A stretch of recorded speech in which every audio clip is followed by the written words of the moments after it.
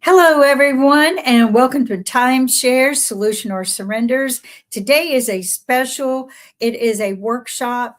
I am so excited. I'm one of the co-founders of Pod TV, and we are excited to introduce to you a new programming that Irene Parker and her charter board, along with the president, Sheila, who is going to show you today some of the things that we are going to be doing for the viewers. And we want to thank the viewers for all of your support, for joining us and all of your stories.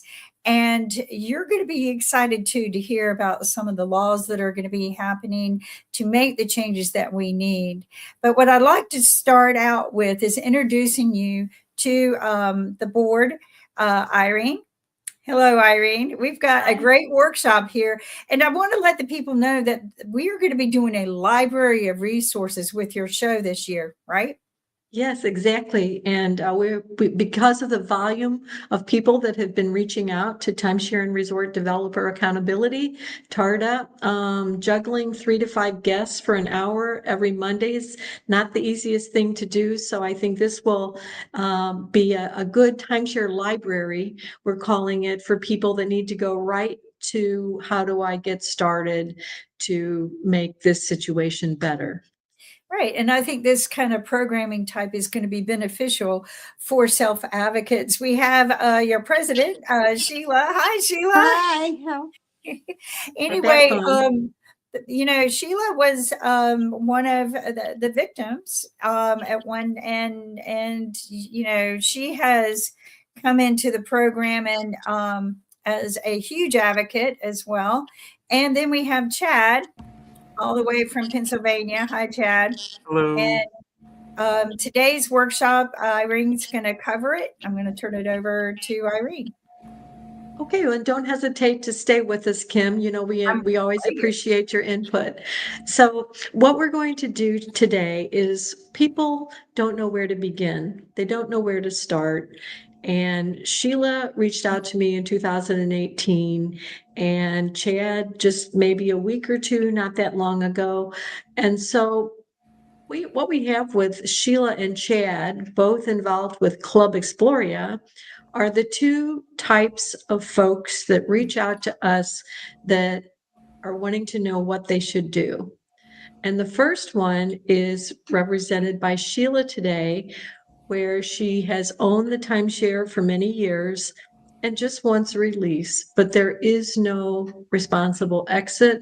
So your choices are just to pay maintenance fees for the rest of your life. If you pass away, your heir can disclaim the timeshare, but then it passes to the next heir and on and on. So it's really uncomfortable if you can't just be done with it. The second class of people are represented by Chad today, people who feel they have experienced unfair and deceptive practices. Now, what we didn't plan on for this pre-recorded segment was what happened in December, which was a bipartisan bill introduced by Senator John Curtis of Utah and California Senator Adam Schiff, which is revolutionary because timeshare is regulated at the state level. And this would bring some federal oversight, eliminate much confusion. And there are 3 of the bill's provisions that apply to Sheila and Chad. Now, Sheila obviously is simpler because she just wants release from the timeshare. So we're going to start with her. So one of the bill's provisions that I wanted to focus on is provide clear, documented options to exit ownership. Now, I came up with the name Timeshare and Resort Developer Accountability after I learned more about the timeshare industry lobby, ARDA, the American Resort Development Association. And one of the one of the comments that I thought, there's no consumer voice in Washington, D.C. There's ARDA and ARDA Rock, Resort Owner Coalition. Their board is nothing but timeshare developers. So this is the comment that was made that I felt was very out of touch. This was a few years ago. And Sheila, I'm going to ask you to comment on it. Their value comes from using it. The timeshare industry's top lobby told Consumer Affairs, admitting the timeshare points have no resale values, but consumers don't mind this because the value comes from the experience. And ARDA launched a timeshare consumer protection center in August, and in big quotes is the current president of ARDA, who stated, "It doesn't have to be difficult, time consuming, or expensive to be released from a timeshare." So Sheila, could you respond to those comments? Yes, I'd love to. I have owned timeshare since 1995, and I did like my timeshare. I wish I still had it and could use it, but I do have it, and I want to get out because I have medical issues, and we're in our late 70s. I believe that what ARDA or ARDA Rock is saying is that I guess we are going to be able to enjoy our timeshare into our grave. But they are wrong, and there are many people out there that need to be released from their timeshare. They shouldn't have to worry about it when they get in medical problems, financial problems, and they're elderly. So, yes, I would like to comment to them, or I'd like to speak to them if they want to. And I think this bill, if it passes, would help not just the elderly people, but other people also.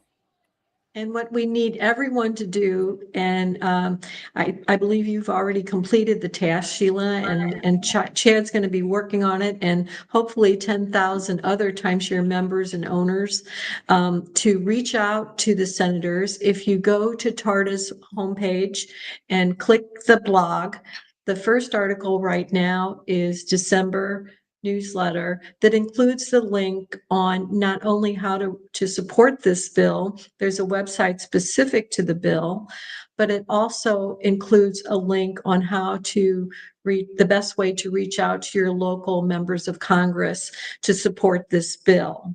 Now, the second of the three provisions of the bill that I wanted that applies to Chad is it grants buyers a 14-day penalty-free cancellation period. Now, this is helpful because states vary, so it could be 3, 5, 7, 10. People are inaccurately saying you had 5 days to cancel when it varies by state. But the problem is that people reading the contract and the rescission period did not help Chad. And now what we also want to do is we want to kind of role play here and pretend like Chad has never talked to any of our volunteers before, and he filled out our contact us, which he did, and then we have our first conversation. We're not attorneys, so we can't give legal advice.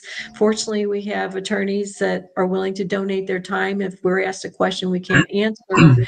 Not everybody has the time or temperament to self-advocate. So for those folks, we do refer to attorneys, none of which will have anything to do with an exit company. So, and that could be another whole 15-minute segment we're not going to go into today. But so Chad, you've reached out to TARDA, and my first question is, how did you end up in a timeshare presentation? So we were at a food festival and we saw a tent for Club Exploria, and they were like, "Oh, have a free 4-day stay at one of our resorts in the Poconos, and all you have to do is just come and see this presentation. Like, no harm, no foul." So we went and we stayed. We went to the presentation. They were like, "Oh yeah, you can get $100 gift card too." We're like, "Oh yeah, who doesn't love $100, right? We're just gonna go. We'll say no, whatever." And we sat down with them, and we were very clear with them that we're cruising people. We really don't travel per se, other than on a ship. Uh, and they said, "Oh yeah, that's we have cruises. We can get you on cruises with the points that you're going to get. You could do 2 cruises every year with the points that you're getting." And we're like, "Oh my gosh, that's great." And we'd still have some left over, so even better. And so we read the contract, and it doesn't say how much anything is. It just tells you that you can. Uh, we didn't get access to the booking website or anything until well after 2 weeks after signing our contract. At which point we found out that sure, we can use our points to go on cruises, but it would take 20 years of saving the points to do a single 4-day cruise. So we would have had we had no chance. We didn't stand a chance to even find out that we were lied to. And what we've said, that to be fair, the contract rescission period should begin when the purchaser has access to the booking site. Now, Chad, how many times did you purchase? We purchased twice. We purchased that first initial time, and then we did another promotional stay at their resort in Gatlinburg. And we fell in love with Gatlinburg. The agent down there was like, "Oh yeah, it seems like you were duped. We're really sorry, but now you're stuck. So let's get you into this bigger points value so that you can at least use it, right? If you're stuck, you might as well use it." And which was we were like, "Oh, okay, if we're stuck, we might as well. We're here, I guess." So they sold us even more points, and then they sold that resort out from underneath us. Was that supposed to solve the problem about not booking cruises? No, nope. She literally said, "Well, you can't do anything with the 170 points that they sold us the first time."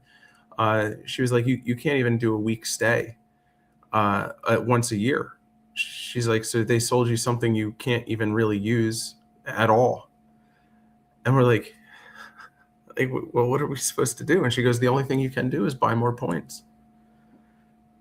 And that was primarily because you like that Gatlinburg resort, and you thought, at least if we can't book cruises, we can stay at Gatlinburg, and then they closed the resort? Yep, and then they sold it out from under us. We didn't even know that they sold it until we had booked a stay there for my birthday.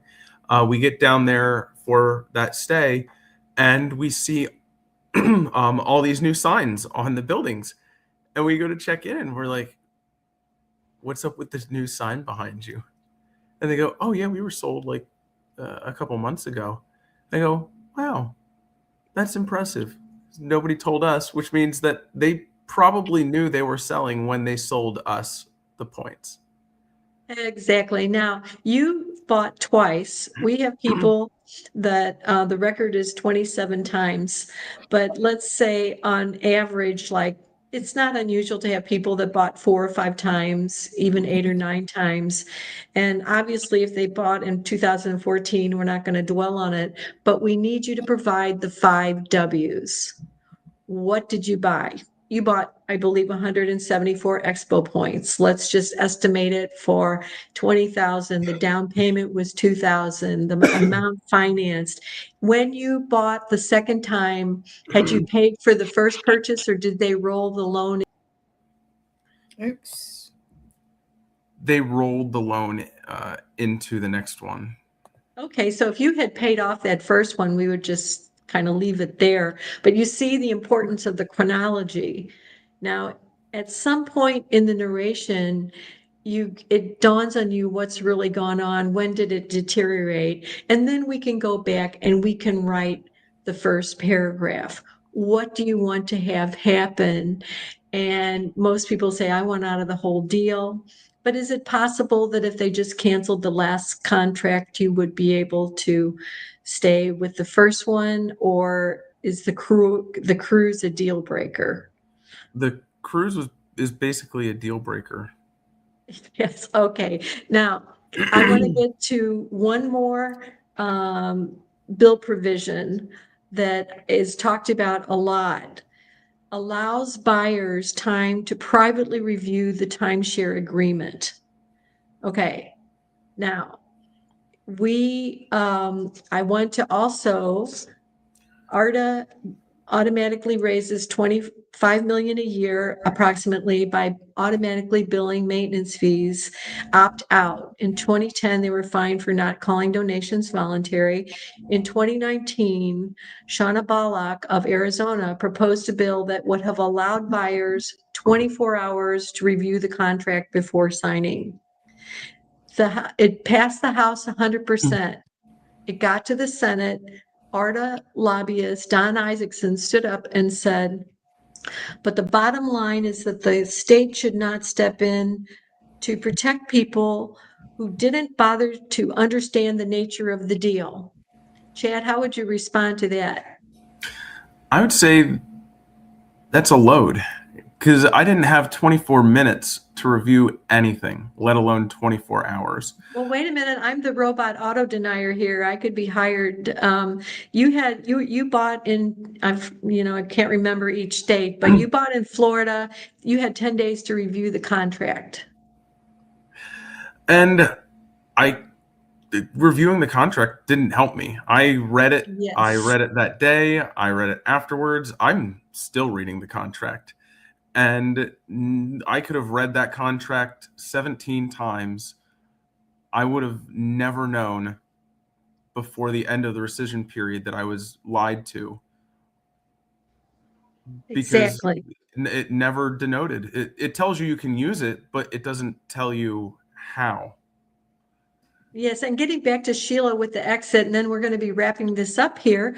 I believe we're using up our time, but 20 years ago or whatever, Sheila had no way of knowing what the exit end game would be like. We had one widow that had 7 contracts. Diamond Resorts charged $1,000 per contract, but then when Hilton acquired Blue Green and Diamond, they adopted Blue Greens, and they said, well, use up all your points and then apply. So they did. They came back.